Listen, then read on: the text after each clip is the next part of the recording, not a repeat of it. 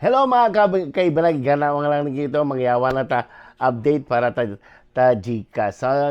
Armuno ka rin nga pwede tam na mangi-withdraw ta Gcash through RCBC ATM machine.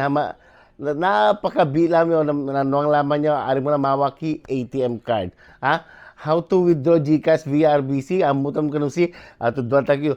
Step 1, siyempre, yung may kagiga generate QR sa GCash. And open mo yung GCash mo, yari GCash app mo, and then inamir tap view all. So pindutan mo rin tap view all, and then pindutan mo kapayari cash out. And then mas tap to alega mo kapayari sa ngaw RCBC scan to withdraw. And then i-enter tab no pigai kwarto nga mawaktam. Tapos tap generate QR code. So, nabalitam ta, tap generate QR code. Importante, valid di QR code tam ta.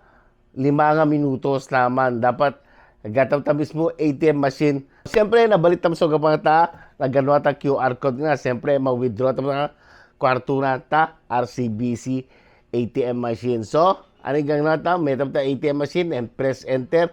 And then, pilyat tam i-QR cash withdrawal, and then i-scan tam yari QR code nga ginunwam taga nuri, and then confirm details, i-confirm your details, and then nagatam na i-alawan na kwarto, di ba?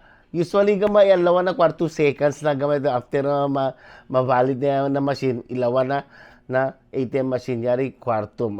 And then total fees and limits na kwarto pa nga ilawat tam guys, i-fee na yaw ipagatam nga ta pang-withdraw tam ta Gcash via RCBC ATM machine is 18 pesos per withdrawal, and then i-withdraw tam ipinaka-minimum na is 100 pesos na, and then ipinaka-maximum na pa nga pwede tam withdraw is 5,000 per transaction.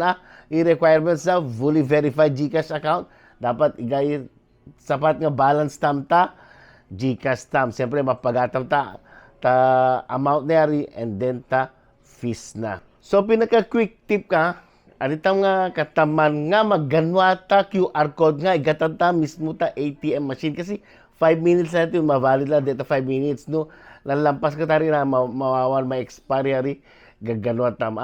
Aritam gama pwede i-screenshot yari, so mawak nga igatan mismo ta ATM machine na RCBC. So, yato lang isangaw nga topic nga yawa ko ni Q, and thank you and God bless.